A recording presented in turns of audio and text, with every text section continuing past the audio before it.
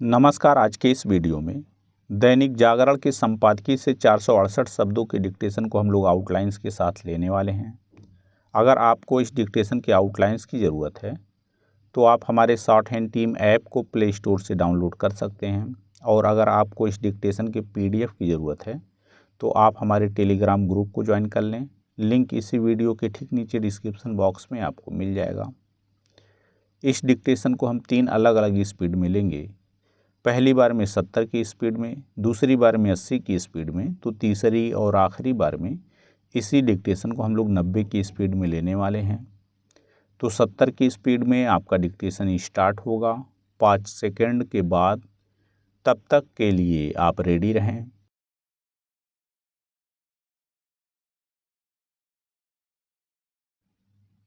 Start.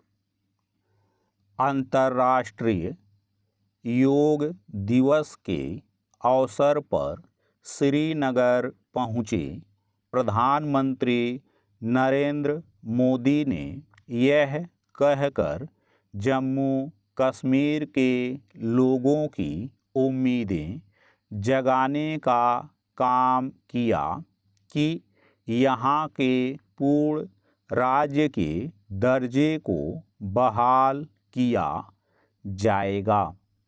उन्होंने जम्मू कश्मीर में विधानसभा चुनाव की तैयारियों का भी उल्लेख किया।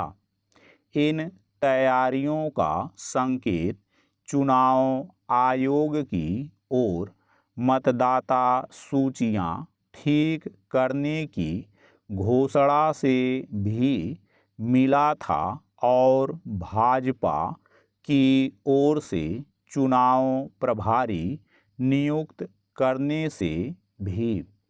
चूँकि सुप्रीम कोर्ट जम्मू कश्मीर में इस वर्ष सितंबर के पहले तक विधानसभा चुनाव कराने के निर्देश दे चुका है, इसलिए यहाँ हरियाणा, महाराष्ट्र और झारखंड के साथ ही चुनाव होने के आसार बढ़ गए हैं।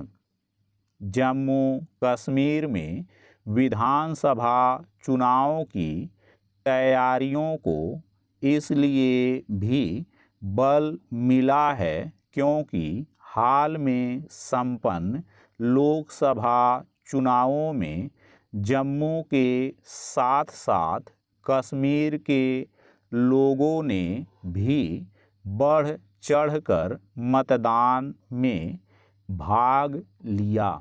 इससे यही स्पष्ट हुआ कि घाटी के लोग मुख्य धारा में शामिल होने को तैयार हैं, और वे लोकतांत्रिक प्रक्रिया की महत्ता भी समझ चुके हैं।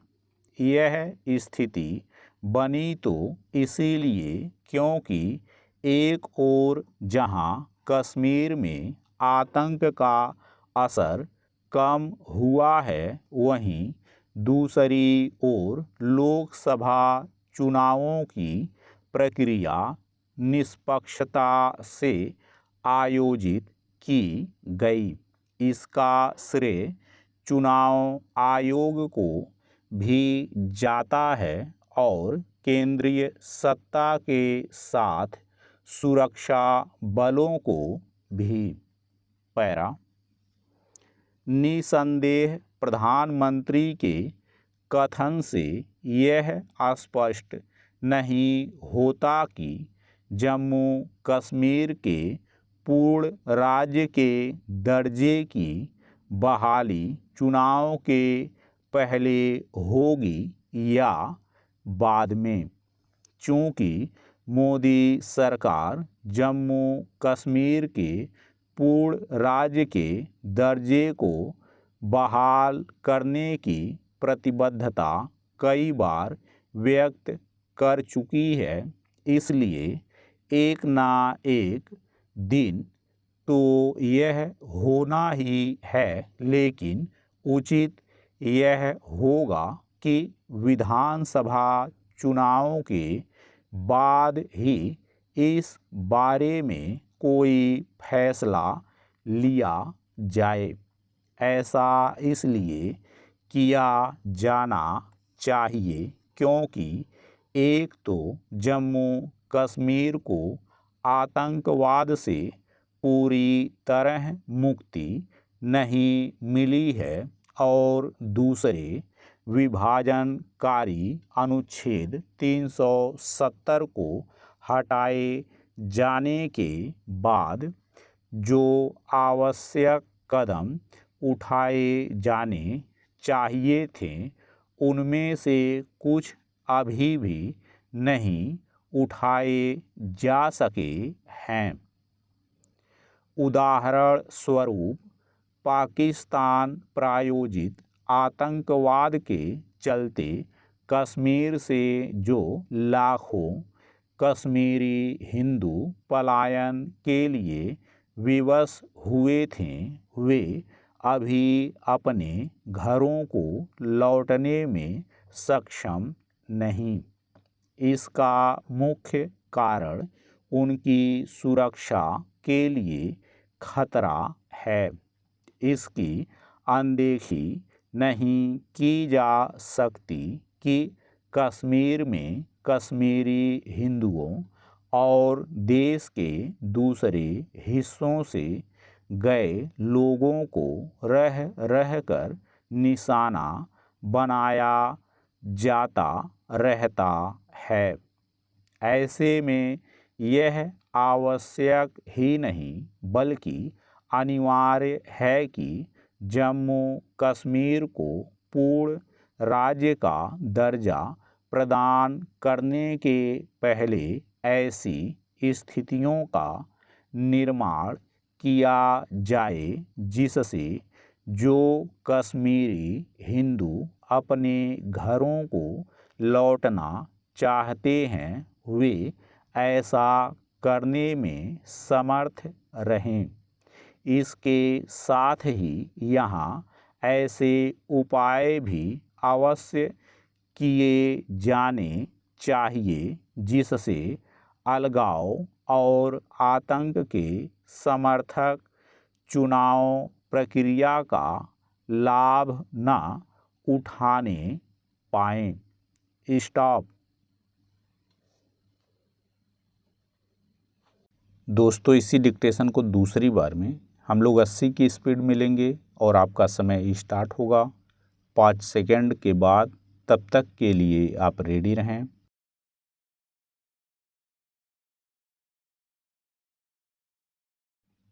स्टार्ट। अंतर्राष्ट्रीय योग दिवस के अवसर पर श्रीनगर पहुँचे प्रधानमंत्री नरेंद्र मोदी ने यह कहकर जम्मू कश्मीर के लोगों की उम्मीदें जगाने का काम किया कि यहाँ के पूर्ण राज्य के दर्जे को बहाल किया जाएगा। उन्होंने जम्मू कश्मीर में विधानसभा चुनावों की तैयारियों का भी उल्लेख किया।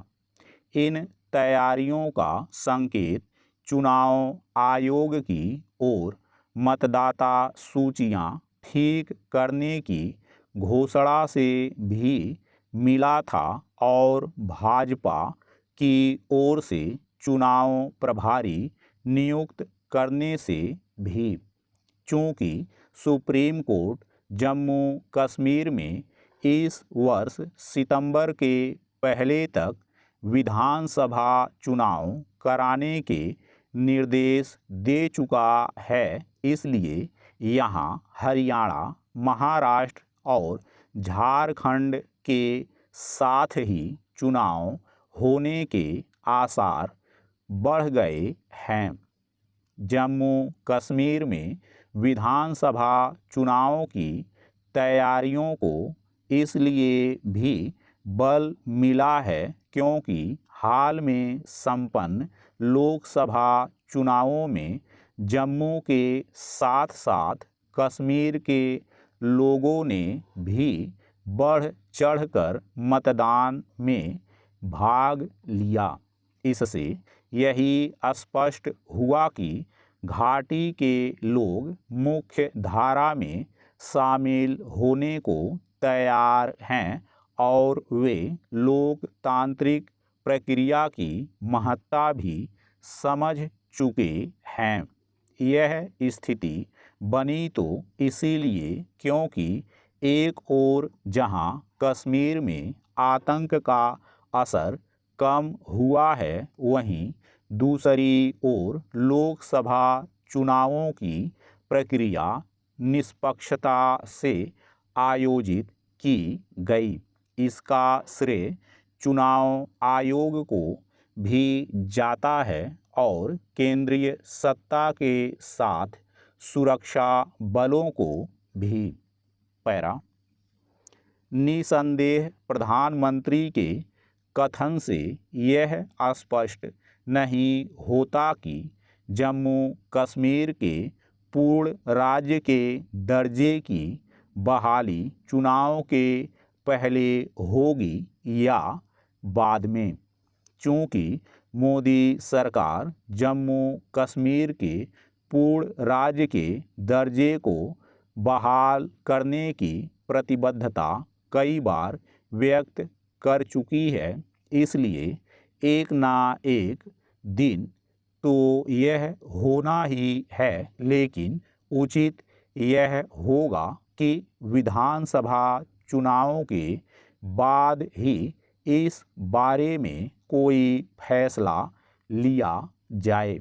ऐसा इसलिए किया जाना चाहिए क्योंकि एक तो जम्मू कश्मीर को आतंकवाद से पूरी तरह मुक्ति नहीं मिली है और दूसरे विभाजनकारी अनुच्छेद 370 को हटाए जाने के बाद जो आवश्यक कदम उठाए जाने चाहिए थे, उनमें से कुछ अभी भी नहीं उठाए जा सके हैं। उदाहरण स्वरूप, पाकिस्तान प्रायोजित आतंकवाद के चलते कश्मीर से जो लाखों कश्मीरी हिंदू पलायन के लिए विवश हुए थे, वे अभी अपने घरों को लौटने में सक्षम नहीं। इसका मुख्य कारण उनकी सुरक्षा के लिए खतरा है। इसकी अनदेखी नहीं की जा सकती कि कश्मीर में कश्मीरी हिंदुओं और देश के दूसरे हिस्सों से गए लोगों को रह रहकर निशाना बनाया जाता रहता है। ऐसे में यह आवश्यक ही नहीं बल्कि अनिवार्य है कि जम्मू कश्मीर को पूर्ण राज्य का दर्जा प्रदान करने के पहले ऐसी स्थितियों का निर्माण किया जाए जिससे जो कश्मीरी हिंदू अपने घरों को लौटना चाहते हैं, वे ऐसा करने में समर्थ रहें। इसके साथ ही यहाँ ऐसे उपाय भी अवश्य किए जाने चाहिए जिससे अलगाव और आतंक के समर्थक चुनाव प्रक्रिया का लाभ न उठाने पाएं। स्टॉप। दोस्तों, इसी डिक्टेशन को तीसरी और आखिरी बार में हम लोग 90 की स्पीड में लेंगे और आपका समय स्टार्ट होगा 5 सेकंड के बाद। तब तक के लिए आप रेडी रहें।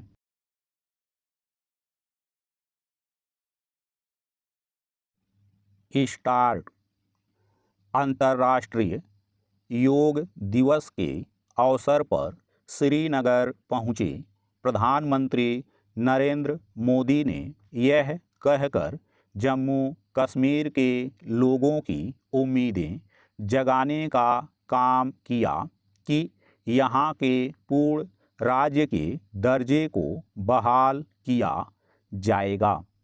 उन्होंने जम्मू कश्मीर में विधानसभा चुनाव की तैयारियों का भी उल्लेख किया। इन तैयारियों का संकेत चुनाव आयोग की ओर मतदाता सूचियां ठीक करने की घोषणा से भी मिला था और भाजपा की ओर से चुनाव प्रभारी नियुक्त करने से भी। चूँकि सुप्रीम कोर्ट जम्मू कश्मीर में इस वर्ष सितंबर के पहले तक विधानसभा चुनाव कराने के निर्देश दे चुका है, इसलिए यहाँ हरियाणा, महाराष्ट्र और झारखंड के साथ ही चुनाव होने के आसार बढ़ गए हैं। जम्मू कश्मीर में विधानसभा चुनाव की तैयारियों को इसलिए भी बल मिला है क्योंकि हाल में संपन्न लोकसभा चुनावों में जम्मू के साथ साथ कश्मीर के लोगों ने भी बढ़ चढ़कर मतदान में भाग लिया। इससे यही स्पष्ट हुआ कि घाटी के लोग मुख्य धारा में शामिल होने को तैयार हैं और वे लोकतांत्रिक प्रक्रिया की महत्ता भी समझ चुके हैं। यह स्थिति बनी तो इसीलिए क्योंकि एक ओर जहां कश्मीर में आतंक का असर कम हुआ है, वहीं दूसरी ओर लोकसभा चुनावों की प्रक्रिया निष्पक्षता से आयोजित की गई। इसका श्रेय चुनाव आयोग को भी जाता है और केंद्रीय सत्ता के साथ सुरक्षा बलों को भी। पैरा निसंदेह प्रधानमंत्री के कथन से यह स्पष्ट नहीं होता कि जम्मू कश्मीर के पूर्ण राज्य के दर्जे की बहाली चुनाव के पहले होगी या बाद में। चूँकि मोदी सरकार जम्मू कश्मीर के पूर्ण राज्य के दर्जे को बहाल करने की प्रतिबद्धता कई बार व्यक्त कर चुकी है, इसलिए एक ना एक दिन तो यह होना ही है। लेकिन उचित यह होगा कि विधानसभा चुनावों के बाद ही इस बारे में कोई फैसला लिया जाए। ऐसा इसलिए किया जाना चाहिए क्योंकि एक तो जम्मू कश्मीर को आतंकवाद से पूरी तरह मुक्ति नहीं मिली है और दूसरे विभाजनकारी अनुच्छेद 370 को हटाए जाने के बाद जो आवश्यक कदम उठाए जाने चाहिए थे, उनमें से कुछ अभी भी नहीं उठाए जा सके हैं। उदाहरण स्वरूप, पाकिस्तान प्रायोजित आतंकवाद के चलते कश्मीर से जो लाखों कश्मीरी हिंदू पलायन के लिए विवश हुए थे, वे अभी अपने घरों को लौटने में सक्षम नहीं। इसका मुख्य कारण उनकी सुरक्षा के लिए खतरा है। इसकी अनदेखी नहीं की जा सकती कि कश्मीर में कश्मीरी हिंदुओं और देश के दूसरे हिस्सों से गए लोगों को रह रहकर निशाना बनाया जाता रहता है। ऐसे में यह आवश्यक ही नहीं बल्कि अनिवार्य है कि जम्मू कश्मीर को पूर्ण राज्य का दर्जा प्रदान करने के पहले ऐसी स्थितियों का निर्माण किया जाए जिससे जो कश्मीरी हिंदू अपने घरों को लौटना चाहते हैं, वे ऐसा करने में समर्थ रहें। इसके साथ ही यहाँ ऐसे उपाय भी अवश्य किए जाने चाहिए जिससे अलगाव और आतंक के समर्थक चुनाव प्रक्रिया का लाभ न उठाने पाएं। स्टॉप।